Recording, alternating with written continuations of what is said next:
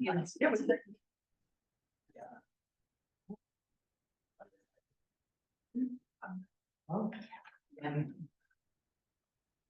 But before we start, we're broadcasting the meetings now, using this device here, and the way it works, we have it up on the screen real quick. It shows a panoramic view of the entire room, and then the device will scan who's ever speaking.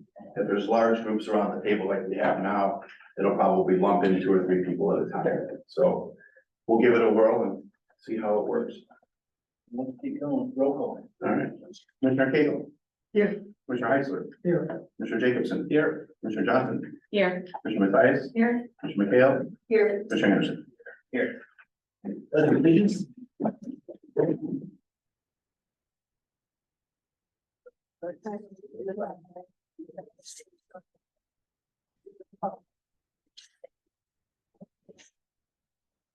Indivisible, liberty and justice for all. Okay, in addition, there are corrections to the agenda? No. Can I get a motion to approve the agenda? I move to approve the agenda. Second. Any discussion? All in favor? Aye. Opposed? Okay, matters from the public. We have, Bob Miller, you have to talk?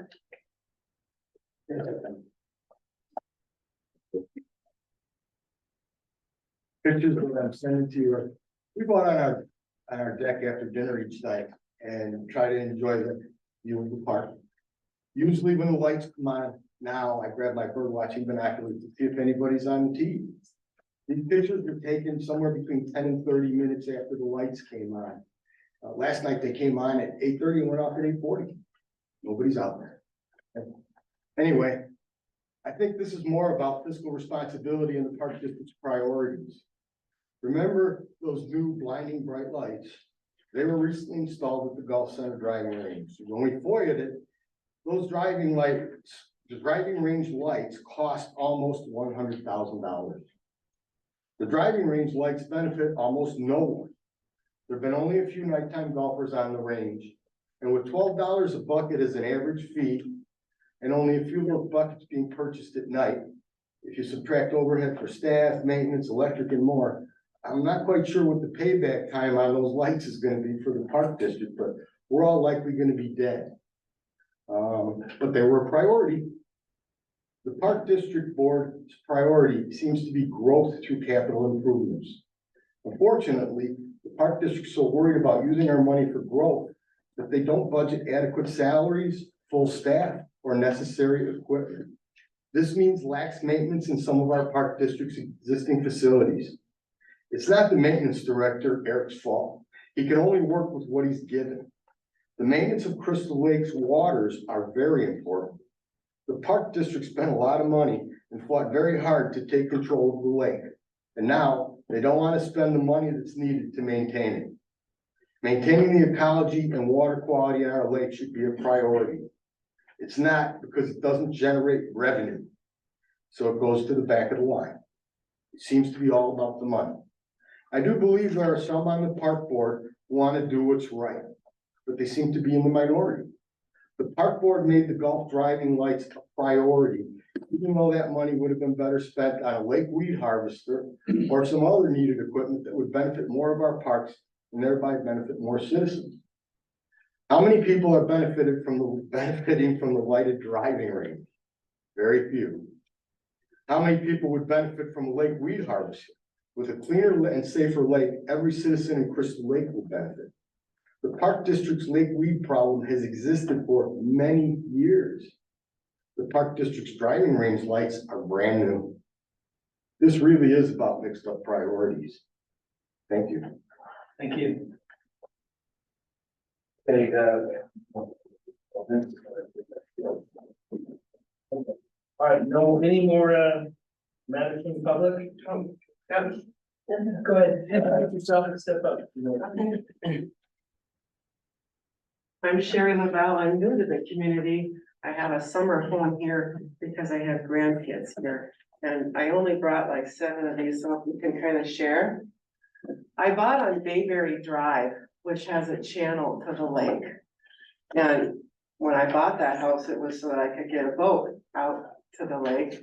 And then second, so I could have family gatherings with my family, which is the reason why I moved here.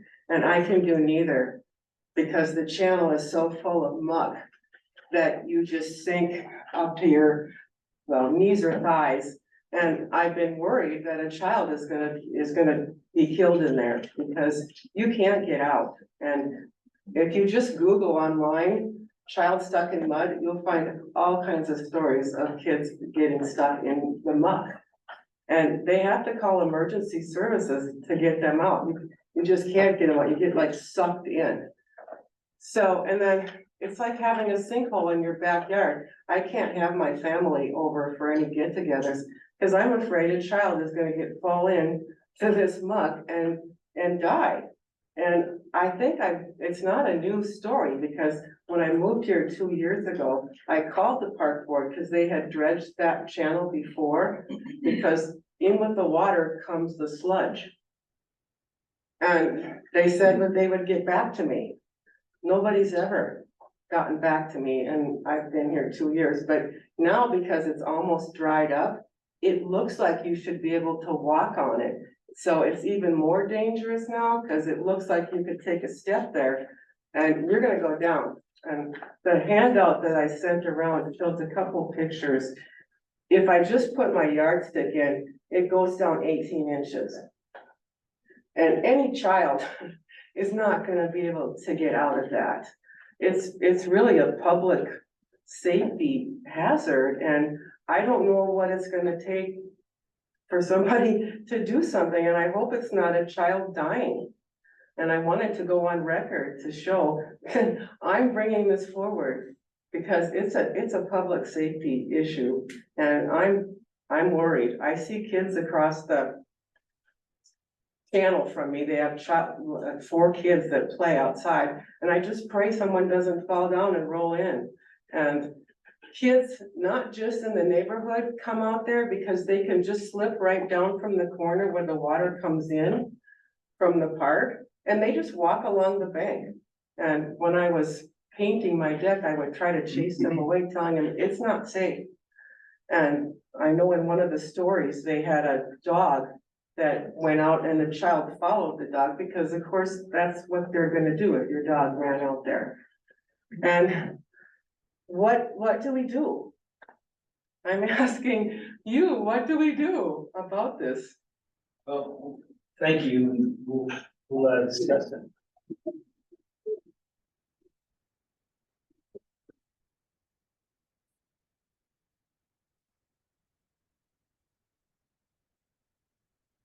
Good evening, everybody. My name is Kim Hankins, and I'm a 20-year-plus resident of Crystal Lake and a frequent lake user. I'm also the Sustainability Director for McHenry County College and the President of the Board for the Environmental Defenders, neither of which am I here representing neither of those entities. I'm just here as a Crystal Lake resident and a lake user. So over the last few months, I've been watching with a lot of interest your discussions about how to deal with the plant life in the lake. I admit I was really surprised to read that you're considering moving forward purchasing a $100,000 piece of equipment that was not in this year's budget, will not be used this late in the season, and without the endorsement of your consultants. I ask you to reconsider spending this money right now and spend a little bit more time looking into it. There's no doubt that the weeds are an issue, but there's a lot more to it. Take the winter to determine that this is the best use of Crystal Lake taxpayer dollars. Take the time to look into the potential impact of this machine on the health and the ecosystem of the lake. The Park District has spent a lot of time and energy making sure that our watershed is protected, but I feel like maybe you're missing looking at the potential impacts of the health of the actual lake. I strongly urge all of you to take a second look, and with the help of your paid experts, what's the best path economically and environmentally for Crystal Lake? I admit I'm a little tired of people that hire experts to ask them for reports and then think they know better. Some of you are business owners, and most of us are homeowners. Would you hire someone in your house and to rewire your house and then decide you do it better? Would you hire someone for your business to write a financial analysis and then take out your own calculator? I ask you to please just take a little bit more time to make sure this is the right decision for Crystal Lake. Thank you. Anybody else? Okay, so we're gonna move on to unfinished business, and That's the weed harvester, and we've got Hand Associates here to educate us. So Vince Moffitt and Jeremy Huffman are here with Hay to discuss where we're at with this, and they were provided with some questions that the board received and came up with, and some additional questions. So the initial questions were answered and put in your board packet, and then I emailed out some other ones that Vince got back to us with today. I don't know if you looked at them, if you want copies, I got those here. So I can pass those around. And I don't know if you want Q&A with Vince, or you just want him to kind of summarize where they're at. Yeah, Vince, please step up and educate us. Thank you. Good evening, everyone.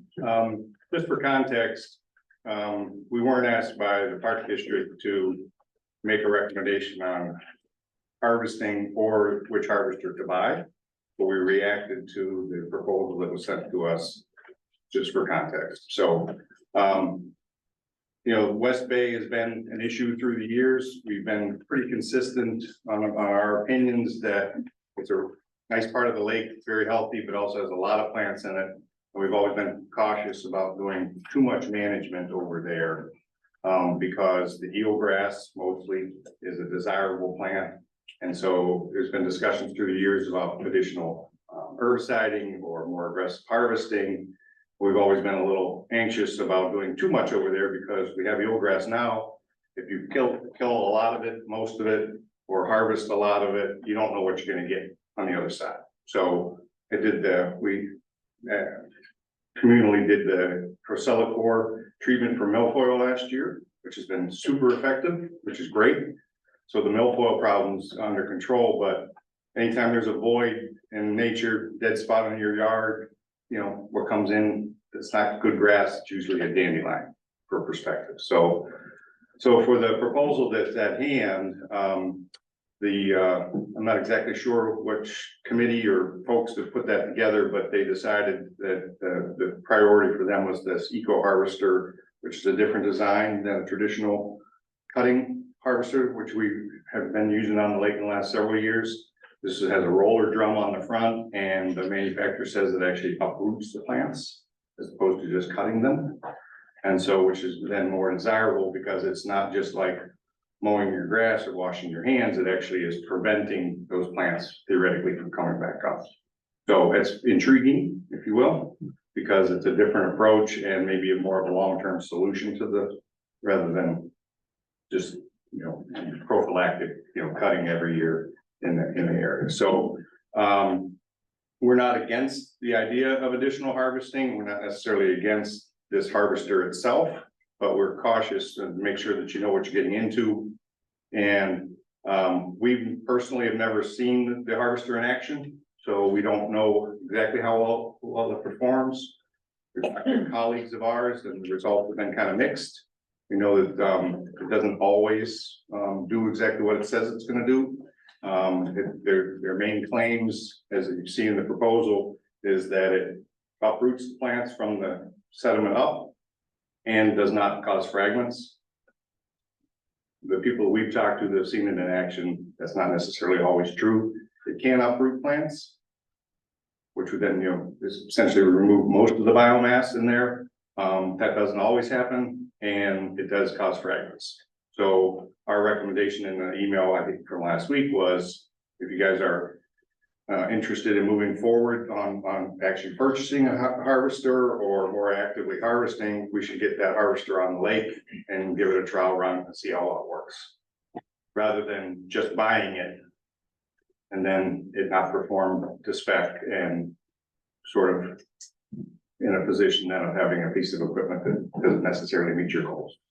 So, and then the questions today that we sent the responses to, we'll be happy to react to any of those or questions that we have that you guys might have on that. From our perspective, it's not necessarily a lake ecology issue for the need for harvesting, especially in West Bay. It's more of a lake user issue for, you know, the active users, mostly boaters in that part of the lake.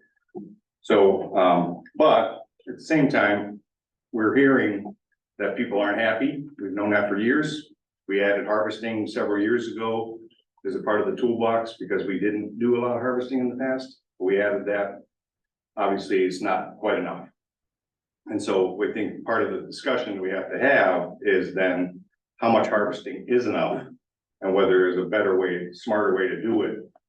To make people happier, if you will, without being flippant about it, be a happier lake using and, more effective and causing less floaters and fragments and safety issues, all the rest of it. So whether that's buying a harvester or harvesting more with a contractor, the answer's out there somewhere. Any board members have any questions? I just wanted to make one comment. I know that you had addressed the issue of affecting the lake ecology. Mhm. But it's my understanding when some of those plants decompose, it adds phosphorus to the lake itself, which is in turn, it's just an accelerating factor in getting those weeds to grow even more. So by not removing them, it's my understanding that that would create kind of a self-fulfilling feedback loop. The science of what you said is correct. I mean, there is phosphorus in the plants, all the plants in the lake. The plants are also 92% water. So the actual ash that's left or the plant part of the plant that's left, there isn't a huge amount of phosphorus in there. And phosphorus isn't necessarily a problem on your lake now. And every time the lake turns over, you get phosphorus on the bottom of the lake. So I don't know. I mean, you could do a mass balance to find out how much plants you would have to harvest to actually affect it.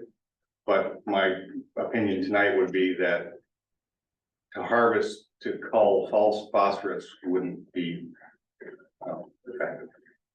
So there is phosphorus in there. The phosphorus that's in the plant came from the lake and it's staying in the lake. So it is true that if you harvest plants, you're taking some of that material out, but it necessarily, on a pound for pound, it probably wouldn't end up being very much. Well, except for, from what I've seen over the years, it seems like the amount of biomass that's there, it continues to expand. Yeah. Yeah. I Yes. can't disagree with that, but that's not necessarily just because of the phosphorus. It's because of, it's very happy, plant is very happy in that part of the bay, yes. Does so this harvester that we're proposing, then we skip up the floaters too, like the harvester that we're in contract isn't good at picking up the floaters, is that right? Well, I mean, I haven't seen this one in action. My suspicion is that I don't know if it would be better than the current ones for picking up. It's like a. It's a big roller drum with a bar on it that then kind of wraps the plants and theoretically pulls it out and then conveyors it to the deck. So it would pick up the floating masses.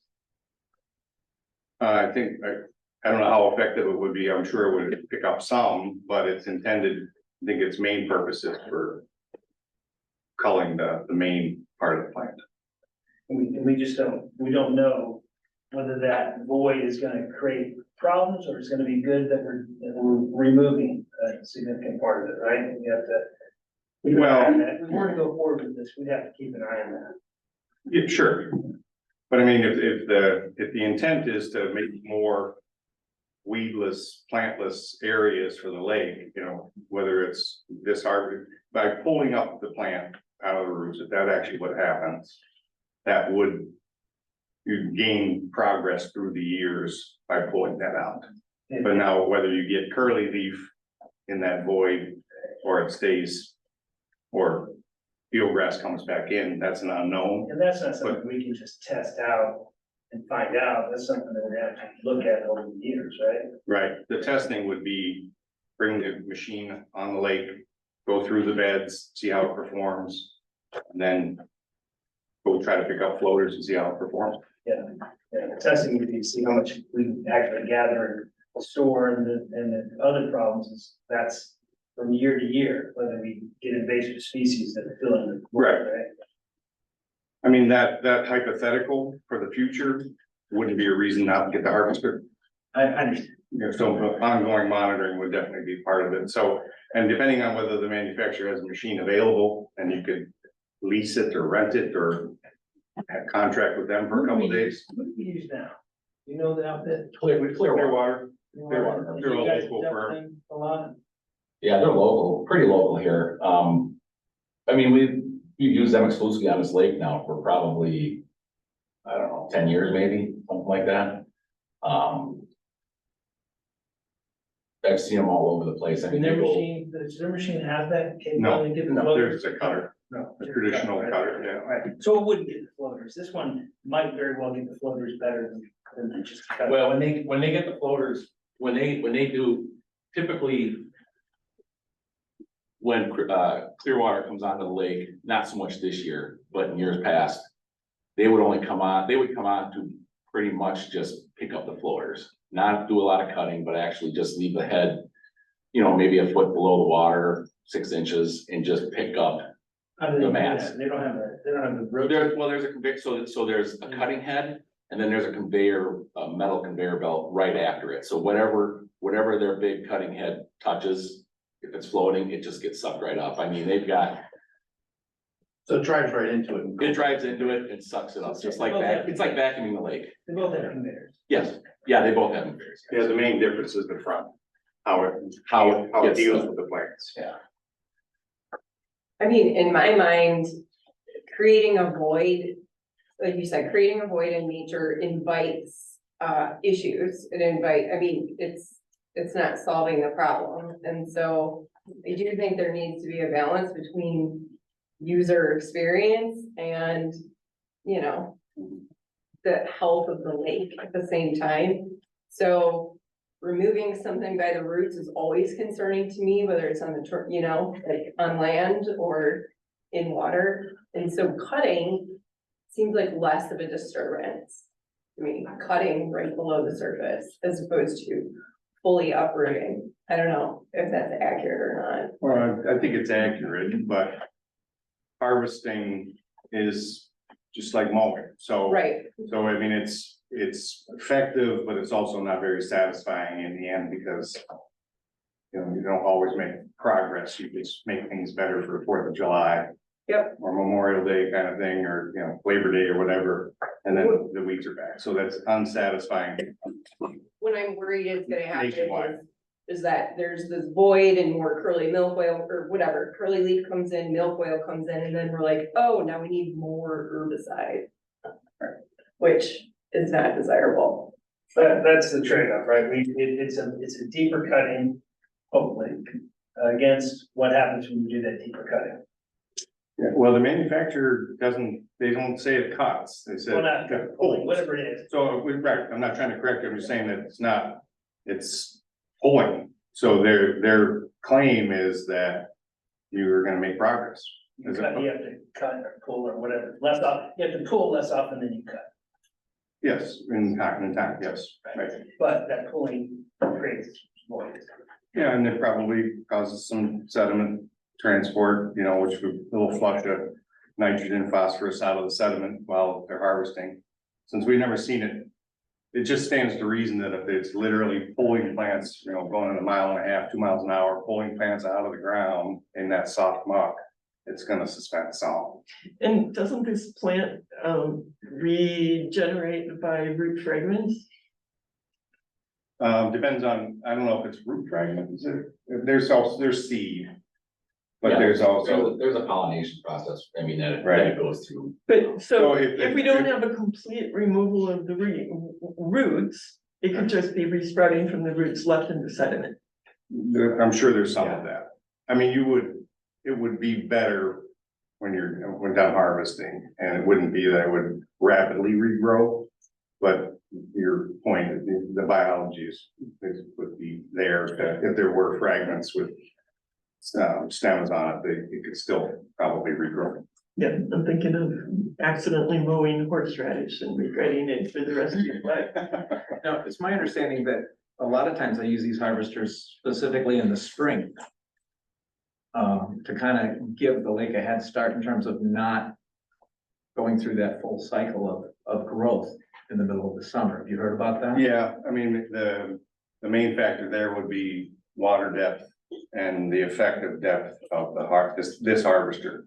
How well it performs at a certain depth, because I think my gut and from reading about it, I think there's a sweet spot on the depth. And so depending on if it's too early in the spring, they might not be enough to grab onto. But getting a head start would make sense for using this harvester if it does what it says it does. I'd like to go back and refocus the conversation a little bit from all the questions and answers that you two answered. Thank you very much for that. It sounds, my impression, my takeaway is very much that this is more about, not about the health of the lake. The lake is healthy, the weeds are natural, the weeds are 92% water.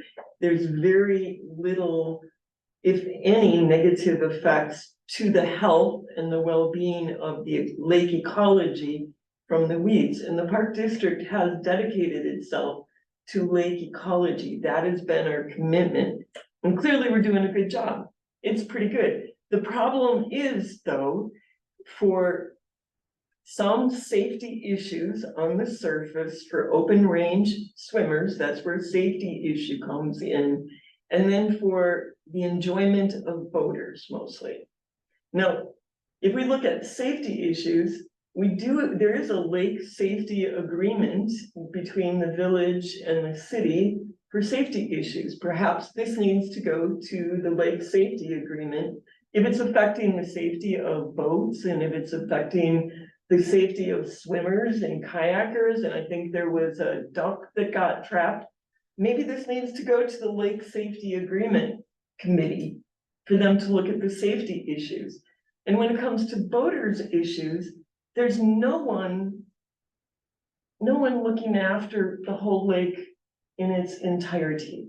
So we've kind of taken this living thing, which is this beautiful lake, which is very valuable to all of us. It's an intrinsic resource that everyone in this room values highly, but nobody is looking after all of the lake. We're like, the lake safety agreement looks over kind of the head of the lake. You're the surface. We look over the ecology, but there's nobody pulling it all together. And you identified all sorts of things in your answers of things that could be done by homeowners, by boaters, to take care of the well-being of the lake. And there's no one talking about that. And I think what we need to do is say the Park District has upheld its commitment to lake ecology. And what we need to do next is move this conversation up and invite the village, the city, and the Park District to work together to form some new entity, whatever it is, a new committee, whatever, to look over all of the issues affecting the lake and the lake users, the safety, the ecology, the laws, whatever they be, and work together, because working in separate pieces is clearly leaving things unsatisfactory for boaters and unsatisfactory for many ways, but it's not the ecology of the lake that is suffering. So I would like to move that we table this issue and we go back to a committee of the whole to talk about how we can bring in all the parties involved in the lake to talk about the lake as a collective group. Because I think that's in the best interest of all of us. And I think it's in the best interest of the lake. And that's what we need to be looking at. Kathy, I'd like to push back a little bit on the ecology aspect of it. Because, and I don't know, since Hay is here, associates, whatever, I think that when you have these seaweed issues or the lake weed issues that we have, I think there's an imbalance in the ecology of the lake. And, you know, if you ask some of the anglers in the lake and you ask about having too many weeds, that's not good for the overall balance of the fishing, you know, populations. You know, some of the smaller fish get lost in those weeds, the bigger fish can't get to them. So it is still an ecology issue. So our consultants have told us that the lake ecology is fine, and I am not a lake consultant. I will cede to their authority on this one, Mike. Okay, well, is the point that I made, is that a valid point? Harvesting is often used to make lanes in thick weed beds, plant beds to improve fishing. So I mean, because there's places for fish to swim, but if you don't do that, I don't know that the lake is worse off, but fishing might be better. I mean, it's, From a I mean, human by perspective. harvesting thick beds, it does make better access for fishing. I don't know that the fish are happier, but the fishermen are. Right. How's that? They call it progress, that we, build roads and all these things, but the earth might be better off if we did, right? I mean, that's the way I look at it.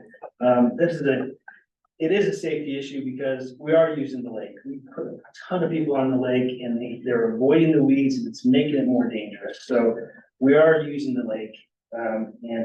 For me, it's a difference between action and inaction. We can let the lake turn into a swamp and be like any other area that has those, or we can lead and we can be like Lake Geneva where we invest in the lake because we have it. We have a great lake. So we can, and if we do that, we really take care of it, and yes, we use it, everybody's gonna benefit. People are gonna come here, right? They're not gonna come here to hang out in a swamp. That's just not what happens. So it's good for the community as a whole. Yes, we are using it. That's, some people call it progress, but maybe it's not. Anyway, and I think we need to lead, right? I'm confident that the city and the village are gonna follow our lead, and they created an ecology fund, and they're gonna help us pay for this, but we need to lead. We're talking about acquiring a piece of equipment for $120,000 or something like that. Oh my God, it's such a small commitment. And to say, we're just gonna kick this down the road and do nothing again and again and again. Oh my God, I just can't believe we would do that. So, I think we need to not wait for others. We need to lead. We have this beautiful asset. The park district, by saying, we own the lake bottom, right? They committed to this, right? And we're not just letting the lake sit there. The gates are open all day at the park district. So let's make it better for the users because we are using it. If we go forward with this, I would bet you that the city and the village will never do more than possibly allow a boat sticker to go through, but they will just say, oh, they got this, it's theirs. We need to, what about the issue of boats? Size of boats, kinds of boats, actions of boats. What about our consultants are practically begging us here to talk about limiting the use on the west end. And that's nothing that we at the park district can touch. Who is gonna touch that? If we don't bring it up to a higher level now, we will never get it there. So you have to sometimes aim higher to get the results. I truly believe, Eric, that you want the best for the lake. I believe everyone in the room, Greg wants the best for the lake. I want the best for the lake, but the best for the lake is to aim higher. And I'm not urging inaction. I'm urging action. I would like to be actively involved with taking this to a higher level instead of being embarrassed about doing it. Everyone worried about making everybody mad again. No, let's bring everybody together. It is time to work on this precious resource together. I agree with that. We're on the same page. We want the city and the village to come with us. But I just think that the way to do that is to lead, because that approach hasn't worked. Yes, let's get them to come with us. Let's pressure them to come with us. I think the way to pressure them to come with us is not by leverage. We're not going to do anything until you do. It's, hey, we've done this. Come with us. If I have a straight up recommendation for you, as you move forward and you're making this decision, that before you make the decision, smart people and dedicated people have to get in the same room and figure out how much is enough harvested. Because I think that the general tone is that we're gonna harvest all the weeds in the West Bay. That's kind of the feel that we're getting. That's not what today we're talking about acquiring a harvester. That, you're absolutely right. Okay, That's for another so day. therefore, a realistic voting plan, voters aren't happy. We get that. So what would make, and I'm not trying to be a turd about this, what's enough to make the voters happy, and what does that mean? How many hours on the lake? How many tons per hour can that harvester do? You know, because you might buy a harvester, I'm making these numbers up, buy a harvester, and you'd have to harvest 9 weeks to get it to where you want it. Maybe that's not the right harvester for it. Because you gotta staff it, you gotta pay somebody, you got all the stuff that goes with the operation of the harvester, so. I think we have to sit down, roll our sleeves up, figure out if you need more vegetation gone from the West Bay, how much? 50-foot lanes, 3 different directions, whatever it might be, but like, I think we need a goal to get to before you buy the equipment to get there. We'll I think- rely on a consultant for that, absolutely. But But the that's- cost Well, I of, think it's also the users, because we gotta know how much, what's gonna make everyone happy and safer. Happier and safer to use the lake, because there's, how many acres of weeds do we have? 25 acres? Yeah. So we've got 25 acres of weeds. the question of how much and what's the best practice is definitely something that we need a consultant for. I agree with that. But what are Buying looking a at a capital, solution? doing a capital investment of $120,000 item that's not gonna be worth zero after we purchase it, to me is a no-brainer.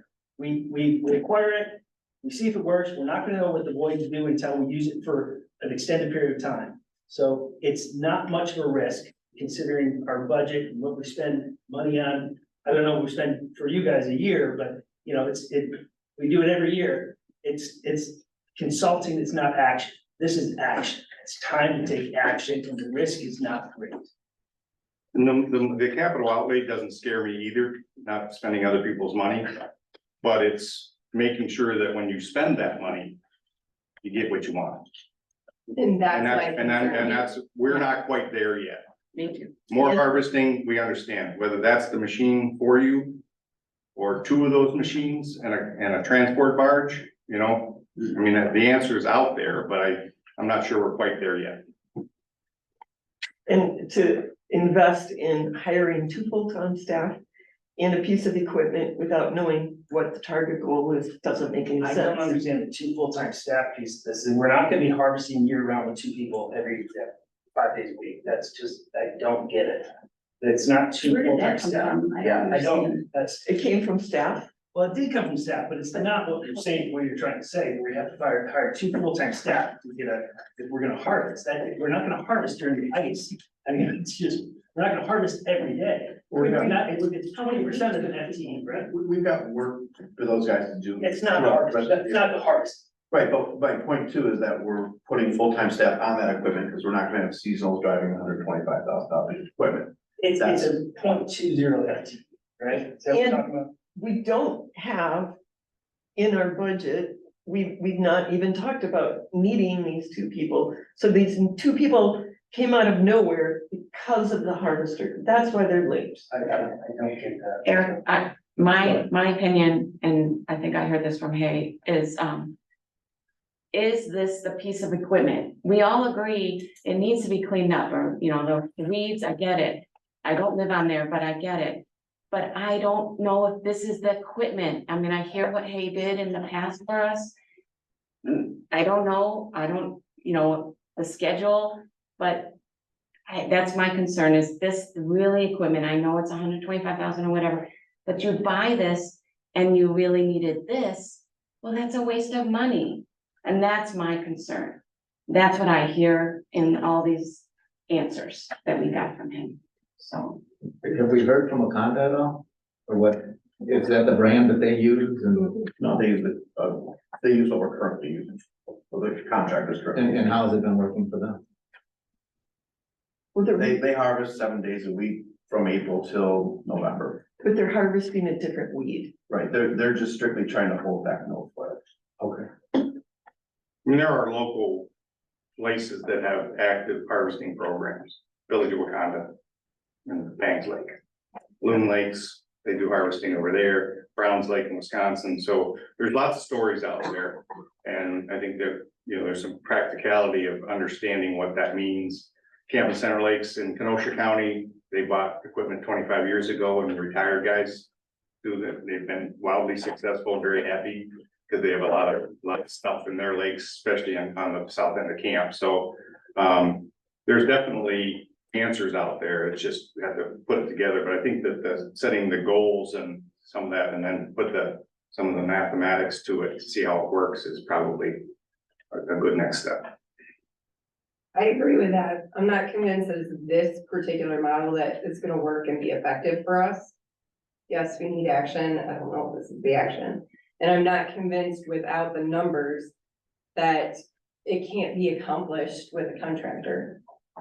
Like what we're currently doing, does it necessitate purchasing a piece of equipment? I don't know the answer to that until we have that math figured out.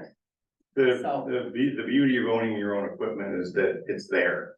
Sure, So yeah, if you know you got something coming up, you don't have to worry about making sure the contractor shows up. You just have 8 o'clock Monday morning, the guys go out in the lake and I get and that. get going. So I mean, there is value to owning your own equipment, especially if you're gonna actively harvest more.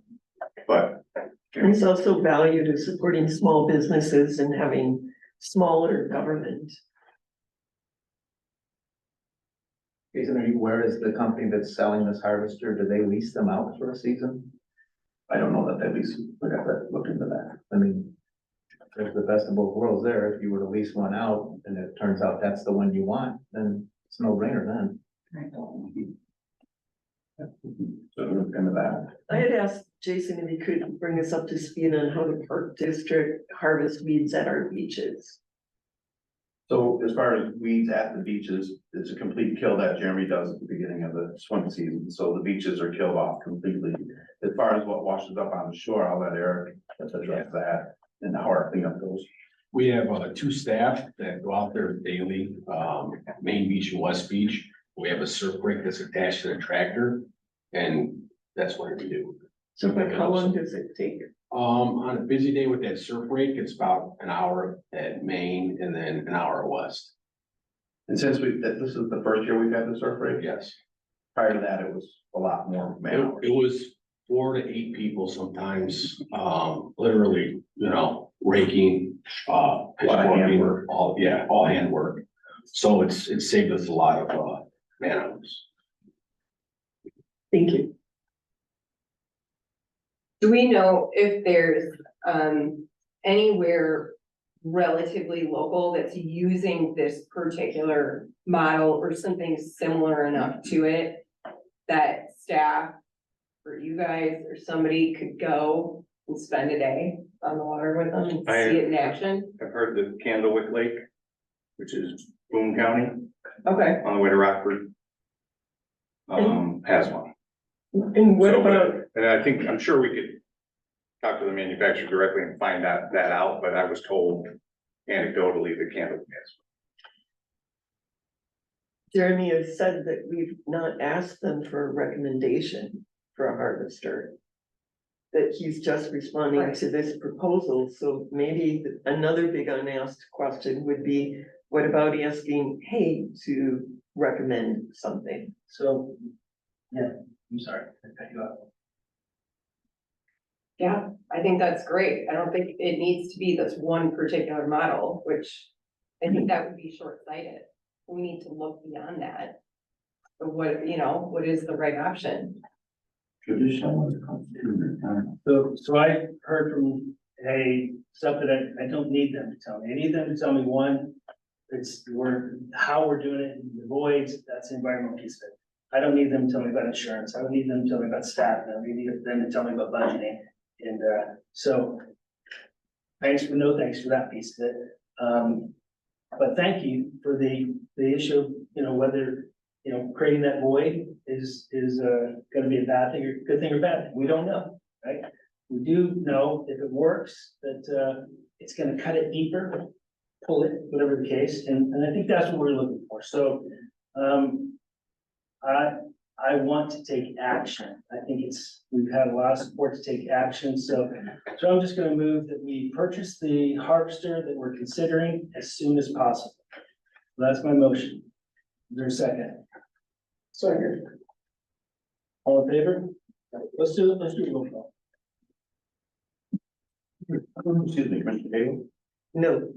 Commissioner Heisler, Yes. Commissioner Jacobson, Yes. Commissioner Johnson, No, Commissioner Mathias, Yes. Commissioner McHale, No, Commissioner Anderson. Yes. Okay. Let's move on to the next consent agenda. Can I get a motion to approve the consent agenda? Thank you. Thank you. Nice day.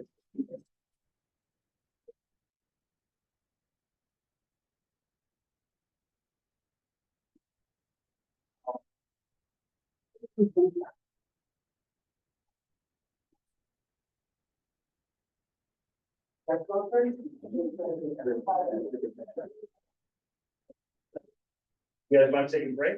All right, we're moving on to the consent agenda. Get a motion to approve, or someone wants something off the consent agenda? Who wants to move? I can move for this too. Yeah, I'll move to approve the consent agenda. Again. Yeah, all in favor? Or we do roll call this. Commissioner Heisler, Yes. Commissioner Jacobson, Yes. Commissioner Johnson, Yes. Commissioner Mathias, Yes. Commissioner McKenna, Yes. Commissioner Cagle, Yes. Commissioner Anderson. Yes. Okay, approval, so we have resolution 23-2406 open, so this is the, I'll let Amy explain it, because it's kind of exciting Oh. for her little project. We received a grant from ComEd, Open Lands ComEd Green Region Grant for the entrance of the nature center. It's a pollinator garden. Our entrance currently looks a little weedy and overrun, and you really can't see the nature center. So I put together the grant application to see if we can garner some support from this grant opportunity, and we received the grant. So it's wonderful. And I also asked the John Breakers Rotary Group if they would donate some money. So they're donating $1,000 to this project as part of our match. We have to match 50-50. And I proactively looked in our budget to find the money before I applied for the grant to make sure we had funds available for this project. And so we received the grant, and now I have to have a resolution from the board accepting the grant on behalf of the nature center so that I can move forward with this project. It's going to be a somewhat contract, part of it contracted, part of it volunteer installed. So we've got the Rotary Club, we've got the Boy Scouts, all excited to help plant it, but I'm gonna use a contractor to do the hard labor of taking out the old stuff and prepping the beds and getting the grades a little bit better. And it's gonna be a great little garden. We're gonna focus on making it pretty. We're gonna use pollinators as per the grant requirements, but we're gonna focus on low plants so we can see the nature center, and pretty flowering plants that are pollinators. So some of them may be nativars, just very exciting. Any questions on this? Who's gonna maintain it? That is, we're gonna focus on a very simple palette, so it'll be a lot easier to maintain. Very good question, and keep it a little bit more user friendly for maintenance, but it'll end up long-term being volunteer days and our Parks Department. So Mark, we you, don't want it to end up looking like it does. oh, right, yeah, I agree. So using nativars is like a little bit disappointing when it comes to, especially this kind of a grant. I mean, using a straight native species, I think would be, the majority of them being a straight native species would be, I think, what we want to represent to the community, which can absolutely be done with low growing native plants as opposed to something that's been hybridized. Yeah, no, I agree. I also want to, yes, I agree. So if we can shoot for a majority, Yeah. that'd be awesome. Sounds like a no-brainer to me. Do I move to approve resolution 23-2406? I would like to move to approve that. I'll second. All in favor? Aye. Opposed? Thank you, Amy. Okay, passenger bus purchase, is this Kurt? Sure, we have as part of the budget in the placement plan to replace our current bus that we are using. This is the bus that we take when we do a lot of our senior trips. Sometimes our camps use it. It's been used a couple times this week for our theater group.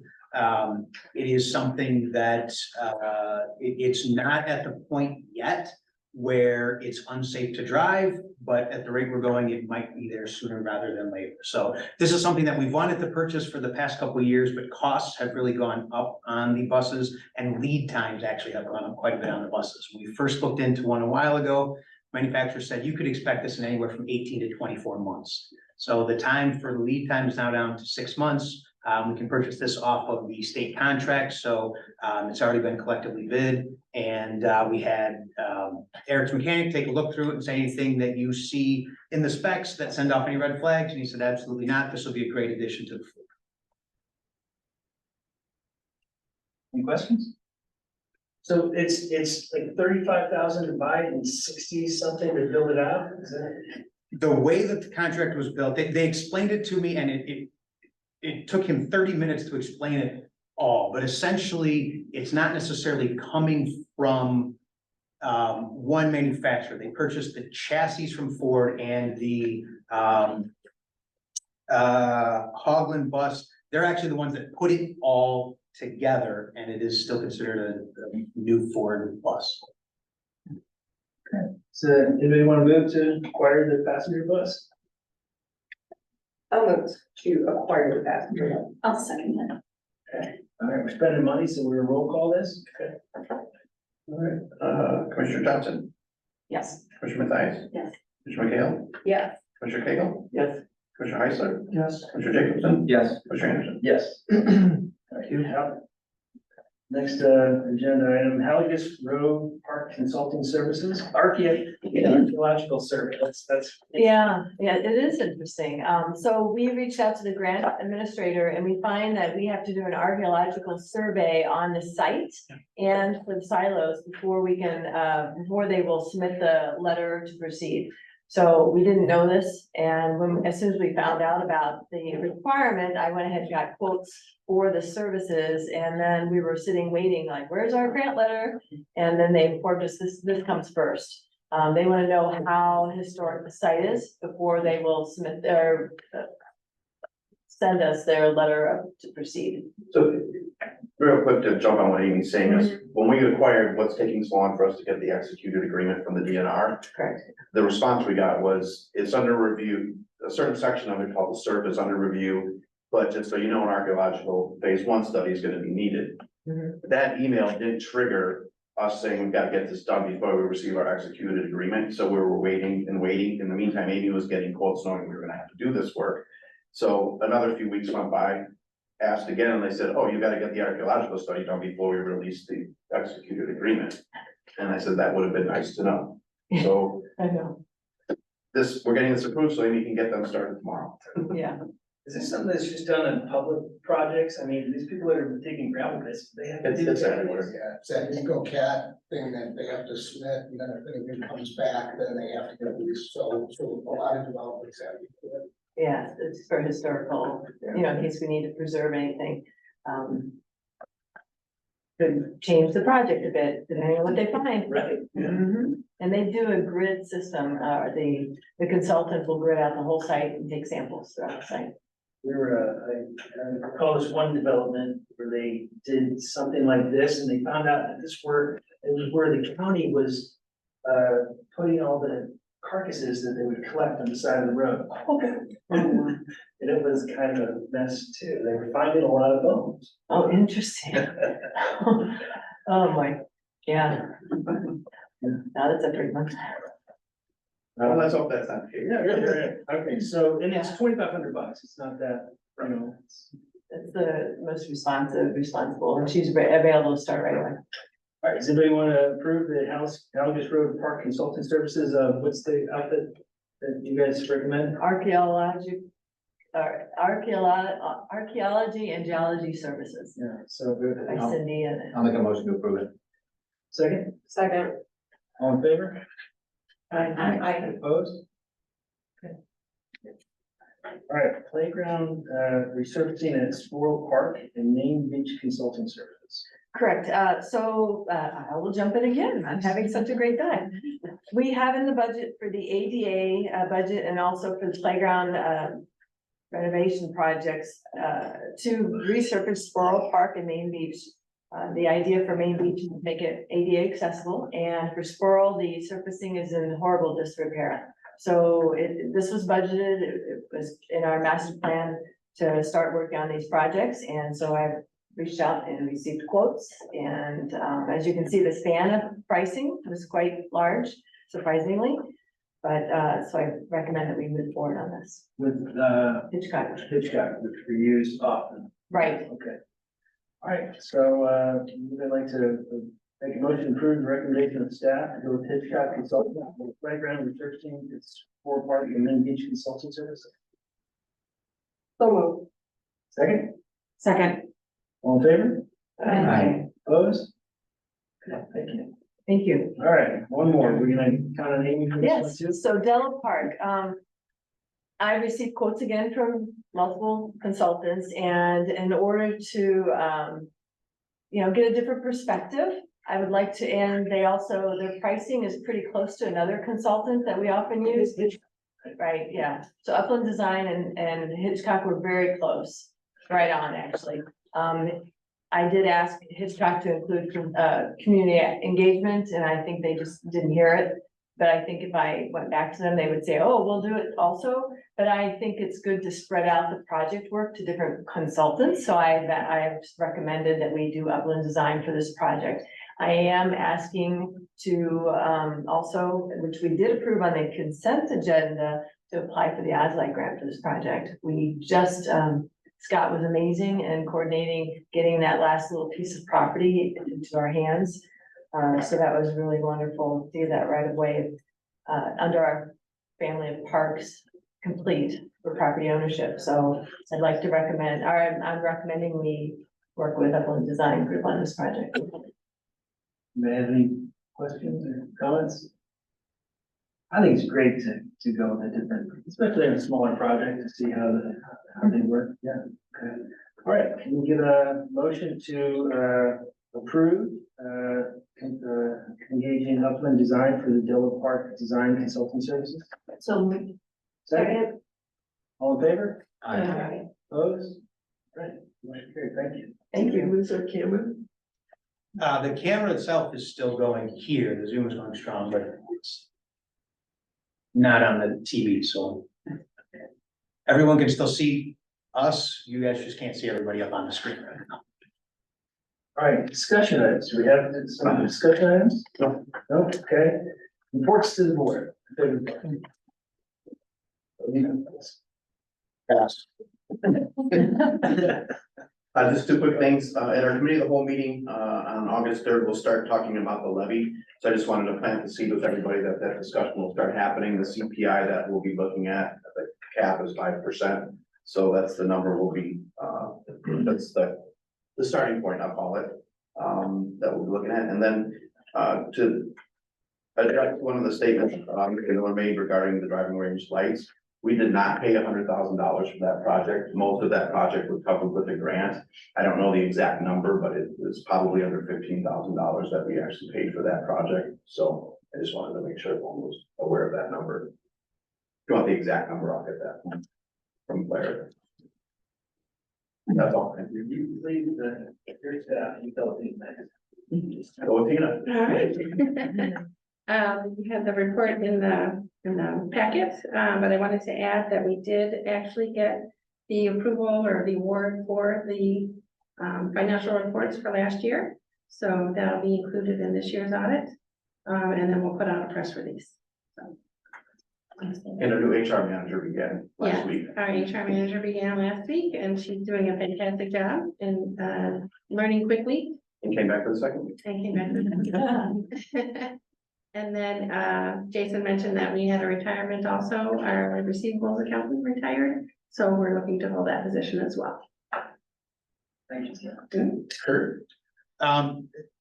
Same thing, a lot of the information is in the report, but we're on the downward slide of a busy summer. We only got 2 more weeks of camp. We've got 1 more week of swim lessons. 3 weeks from today will be the final weekday that the beach is open. We've already started to get some letters from employees that are heading back to school, so we just got them all on, got them trained, and now we're starting to send them back off to school. So far, it's been a fantastic summer. We just finished up this weekend with all of our cooperative concerts with the library, so that's been our second year doing the free children's concerts, and those have been a big hit and something that we hope to continue. So far, so good on the summer, and we hope to finish strong. Eric? Yeah, same here. Summer's gone by super fast. It's been a great summer. Staff did fantastic with 4th of July, all that great stuff. And yeah, a lot of my seasonal college students are going back to school soon. So, you know, for the next 2 weeks, a lot of them will be gone. So it'll be a little bit more of a skeleton crew, if you will. But yeah, things are going great. Eric's staff took us on a tour of the lake yesterday, to kind of just see how it's looking this time of year, and I gotta admit, it's the best it's looked in 10 years at this time of the year. It was, especially because it's so low. I mean, you expected it would look worse because it's low. Yeah.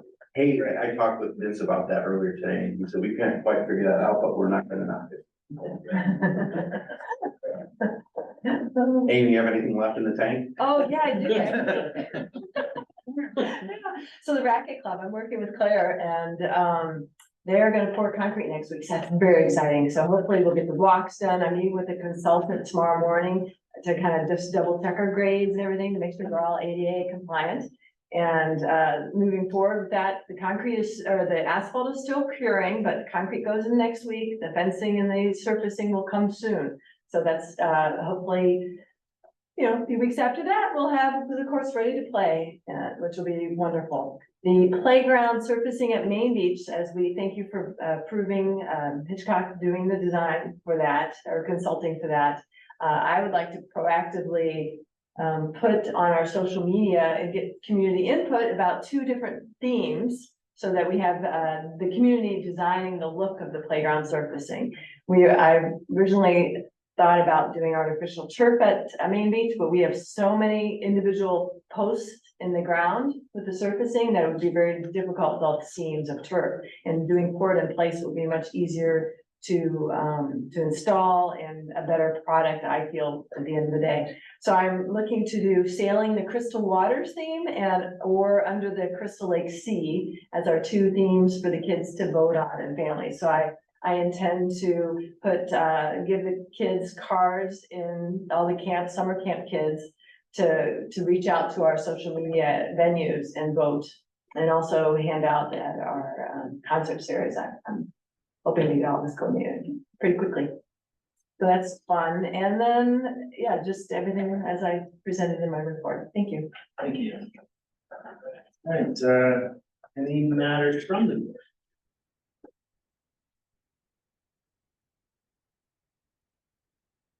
Change your mind, I'll go and you can go back. Okay, so, lights at the driving range. I was there at 8:35 yesterday, just hoping I could get there early enough to hit a bucket of balls. And it was too late, but the lights were on. And I was like, why are these lights on? Right? So, I think, I don't know why they're on. Maybe there's a reason why they're on it. But let's turn, if there's not, if it's just a matter of flipping the switch, I suggest we have them turn them off. Especially if they've already closed down, they're not gonna rent out any more balls, and there's nobody out there. Let's turn those lights on. That's one. The channel that the lady was talking about, that's the channel on the west end, is that? Yes, right? okay, we do not own that, and she mentioned us harvesting it in the past. That was done when there was construction of the wetlands being done, I believe, and there was a malfunction in the silting, silt fencing, and that's what dumped everything into the channel, so the park district was responsible for cleaning it up, and actually it was the contractor that caused the problem, so they were the ones that had to clean it up. But that's the only time the park district has dredged the channel. That runs to Level. Yeah, that's what that. And who owns that? They do. The property owners don't. 2 years ago or 3 years ago, people put no trespassing signs in the middle of that. So just to bring everyone up to speed, because we do have a lot of new board members. Like Scott said, a couple of years ago, maybe a year and a half ago, it's probably going on 2 years now. we were approached, you know, when are you guys gonna take care of this? It's getting bad. And the response was, it's not ours, so we don't have the authority to dredge. Well, you did it in the past. So did the research and came up with what I just told you. To show that that Little, because there's a sewer pipe that comes out of, correct me if I'm getting this wrong. There's a sewer pipe that comes out of the wetlands that feeds the channel. So everything in the watershed comes to the Whipple wetlands, goes to the sewer. It's not a sewer pipe. Well, the honeysuckle outlet. It's an outlet, it's a storm. Sorry, so. Minor details. So, so it comes through that storm sewer and, about a year and a half ago, Hague put a monitor on there to determine what type of sediment, if any, was coming out of there. Of course, when they did it, we were in a drought period and we were getting no readings, so that kind of just stopped. They've had a few readings and basically it's barely even, there's nothing registering. So in their opinion, it's clean water coming through the wetlands, are not contributing to the silting in of the channel. What they feel is a big contributor to it is there's huge tree canopies that go over the channel and a lot of that ends up in the water here. So it's, you know, they're still monitoring it, so I can get additional data from them just to see that, you know, if we are a contributor or not. Even if we were, I would think the proper action would be, we would be a partner in helping dredge, not the sole contributor to doing that. But if we're not contributing to it, I don't know why the partnership would be on. Well, we've expressed to them, it's just not our property. Yes, If we're causing the problem, we would, and we're trying to consider whether we are causing the problem, so far, we don't think we are. correct. Can somebody reach I out was to gonna say, Reed yeah. and like communicate that? I don't know that she's one that's ever gotten a hold of me, but I would Sounds like certainly. she's a newer, relatively Yes. newer property owner that maybe needs to know about the existence of that. And maybe we need to reach out to all of the property owners and just say, to reiterate, it's your private land and we have determined over the last 3 years, we have not contributed to it. And we will not be doing anything. And I'll confirm with Hay if there's any specific information I should put in there based on what they've seen and then go from there. But yeah, probably something to everybody along the channel just to kind of put this to right. It's not our, we're trying to consider whether we're having an effect. Yeah, it's, the previous board said if we are contributing to it, we would certainly contribute something towards helping clean it up. But if we're not the problem, why should we be spending the money to do it? Is there any way that they can take a sample to find out what it is that is, where's it coming from? Is it, like you said, the foliage of the trees, and what's in there? I don't know if that's even possible. I mean, the HOA could probably pay somebody to do that, And then- right? Okay, whoever owns it, the property I don't owner know, like, could pay somebody to do that. like you said, it could be the weeds, like people with older weeds. Well, that's the thing, everything that they do runs off into there and affects it as well. Farm field up in Greenwood, right? Well, actually, it wouldn't be, it would be coming through the pipe. Everything just goes that way, what I'm thinking. Yeah, everything out of the water should, Right, It's like a 4-foot pipe. yeah, and it goes into that pipe. right, but we're not getting any particulate coming out of the pipe. That's. so Right, far. and we have to put the monitor in a specific location because there's another pipe that runs into the storm drain that no one really seems to know where it starts and where it ends, but it actually runs underneath homes and garages in that area. And it's an interesting part of that concept, or part of that situation. My last thing was, on the vouchers, I don't spend it, it's impossible to read the financials that we get to the board. I don't know. Maybe at some point, you can water them down in a way that they can have good comments, but when it says Fifth Third Bank for all these, items that are just, it's just, that doesn't mean anything, right? That's just like. So that's our P card statement. Staff all have credit cards and that's what that is. That's an easier way to put it in there than itemize it, I know, and don't change it for me, but I'm just saying that's not. If you guys can think about it, if you get time to think about some type of financial reporting to the board, that we can have some thoughtful responses to this. That just goes on and it's just. Just Just if we could look at different. So, anybody else for the meeting? I have something, the parking. Which Main Beach is really popular. You know, in the last few years, I mean, when the concerts, it's slammed, I don't know, Tuesday, it's Yeah. 5 o'clock. Cause it starts at 7, and it's great, it's great, it's just, haven't we got any complaints about not enough parking or? We don't really get any complaints per se. We know it's a problem, and I think everyone's kind of come to the conclusion it's a problem, and it is what it is. Ironically, on the 4th of July, we didn't allow access to the overflow parking behind the main beach parking lot. Yeah. Because it was too wet and we didn't want to deal with cars getting stuck and problems there. On all accounts, from Eric's staff, Kurt's staff, the beach staff, and park police, that was the best thing we could have ever done. We had a few complaints about it, but the bottom line was that it eliminated all the headaches we have over there. And we did receive a letter, it was in your packets, from the Pitlucks who live across the street, who deal with all that nonsense. And this was the first year they sent us a letter saying, whatever you guys did worked. And we're pretty sure that's what it was. And it also seemed to help the traffic flow coming out of there, move better and safer. So it's something we may consider doing next 4th of July. It's just a best practice for keeping things safe and orderly over there. And, you know, it was an experiment we had to do based on, we couldn't have cars over there. And we have issues with people driving into that wetland, they get stuck, and then it's on us, you know, they come to us and why did you let me do this? You weren't supposed to go there, it's not a road, it's not parking. We have people coming through the berm at St. Thomas, driving across that whole field.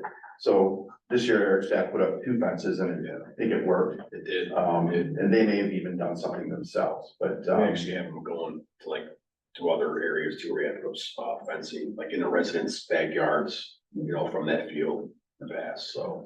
So, you know, we're not getting complaints. I'm curious if we're gonna start getting on-street issues coming to us from the city. Especially over by the main beach boat launch. There's a lot of parking going on there. It's allowed, but it gets pretty tight over there. So Jason, just to respond, I was there Tuesday night and there was plenty of parking over by the farmer's market. I don't know if Dole over there cares about that or not, but there was still lots and lots of parking, even at that high rate. If they care, they'll chase them away or they'll follow since they don't let. No, there was a lot of open space and I got there, I dropped my dad and my aunt off and I was able to, and then even afterwards, we waited 20 minutes and it was easily able to get out of there, so it wasn't that bad. Years ago, the Dole didn't want our Tuesday night overflow going over there. Since the leadership and everything's changed there, they haven't said anything to us about it. I think part of that's because we allow them to use the triangle for everything they do and we maintain it and take care of it. And it wasn't pretty after the 4th of July, but it's back and usable, and it obviously gets very heavily used on Sunday for their. Yeah, I think all of those ropes are already, they're there all season, and so people are used to when they go to the farmer market on Sunday or whatever, how to park in there, so. So yes, it's a problem, but we don't get a lot of complaints because I think everyone just realizes it is what it is. I remember talking, it was like a couple years ago about possible additional parking for the baseball field. Getting rid of it. It's something that's out there that we can consider. One thing we have to pay attention to is all of that is in the floodplain, so it may not be allowed to extend parking there. So it's something we would have to get the sign offs and approval on and all that, and everything else behind that is what it is, because it needs the flood. But yeah, it was nuts on Tuesday. Never seen anything. I've never seen it that. Anything else from anybody? Driving range lights, I've been out at Lippold a few different times at night and they're always off. For multiple hours, so. I really wish there was like a solution that can be communicated. I think really the only thing we can communicate now, and you know, we'll do our best to do what we set out to do. The last email I just got saying I was a liar again because we're not doing exactly what they were doing. I think the answer at this point is there's always the chance that the lights will be on during hours of operation, whether it's 1 bank or 5 banks. We're not in violation of city ordinance. The city inspector was out a week ago tonight to take readings on the lights from the Miller's property. And what they called and told Claire the next day was that anything over a 3 was a problem. We were at a 0.5. So there were no issues. Now, don't hold me to that exact science and exactly what those numbers mean, because we haven't received a formal report yet. I don't know that we will, because we're not in violation of anything, so they may not send us anything formal, but he felt the need to at least let Claire know that that's how that test turned out. And we had all 5 banks of lights on that night at their request, On a normal evening, what's the latest that they would be turned off at? 10 o'clock Okay. on a weekend, Friday or Saturday.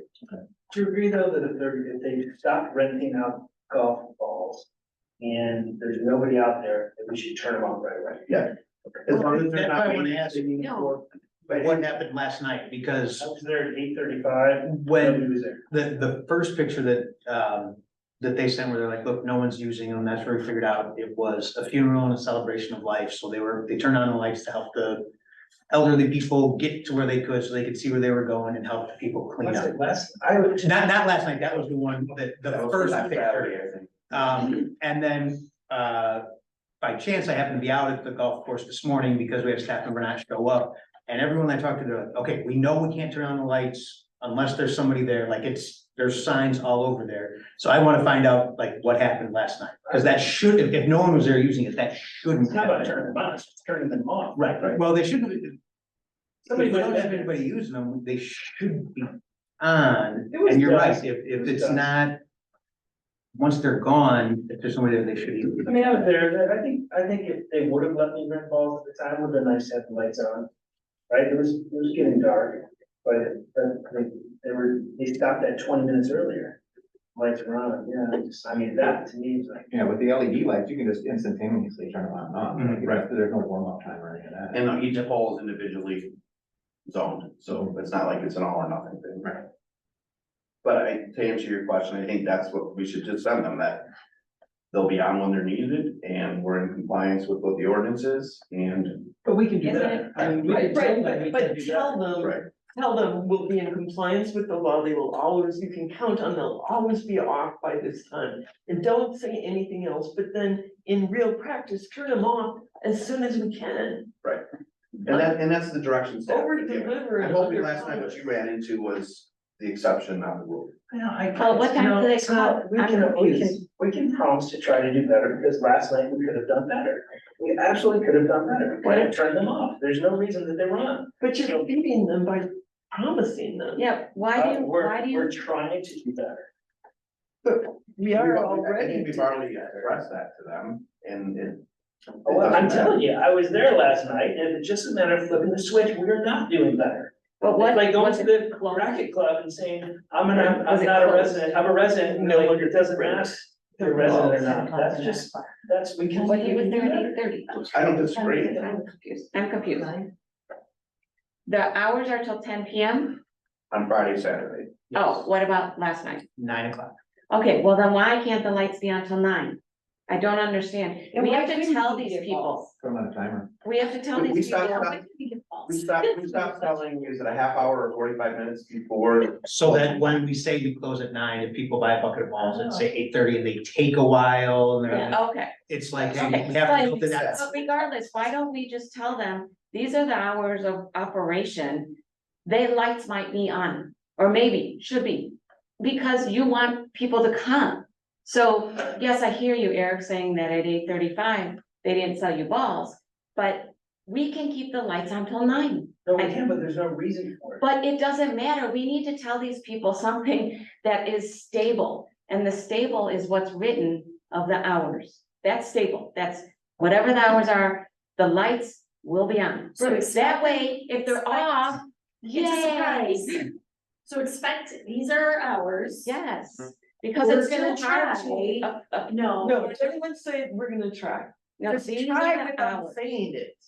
You know, say the hours are 9 o'clock on weekdays, 10 o'clock on weekends, and then in practice, we shut them off the minute we can. I guarantee you, I'm gonna tell them I'm gonna try to keep them off. I don't see any reason not to. Because they're Electric- gonna keep coming back, that's what they No. keep coming back. And if nobody's out there like last night, yes, your gripe is legitimate, because we can do this. But it's not, I hear what it's you not- said, we disagree. Yeah, go ahead, I'm Yes. sorry. Sorry, I'm coming from They chose to live there. I'm sorry, they chose to own that house. They chose to live there. We know this. When you go buy a house, yeah, you don't know the park district's gonna build lights and a bit golf course, but you don't know that. So, but you chose to own that.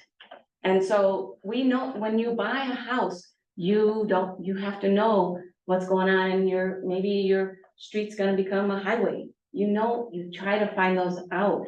These people, I think it's seasonal. I'm sorry, they keep coming. It's seasonal. It's not 12 months of the year. And it's not super bright. We're in compliance. We're in compliance. I mean, in reality, the longest they're on is 2 to 3 hours, right? I would say the longest they're on is probably an hour, because like you were saying yesterday, you probably could hit without them on at 8:30 and we're closing at 9, so. I mean, maybe like in August, when the daylight hours. Well, are we shut down on the 17th. 13th. 13th. Okay. So we're not Not even until 8 open that far into August, so Wow. in reality, the lights may only need to be on for a half hour, 45 minutes, maybe an hour. Oh. So, Yeah. again, it's just a best management practice to get staff in the habit of making sure they're off. Right. Like I said last night, hopefully that's the exception, not the rule, and like Kurt, he ran everybody through the gauntlet this morning to say, hey, what do you do with the lights? And all of them gave him the same answer, so that's a good sign that they've been trained and that they understand. Does someone forget from time to time? Yes, that's gonna happen, so. And I think part of the discussion is how much time staff spends responding to the millers. And I think if we had a standardized response, it might take some of the pressure off of staff. Anybody else? Once, go twice. Okay, meeting adjourned.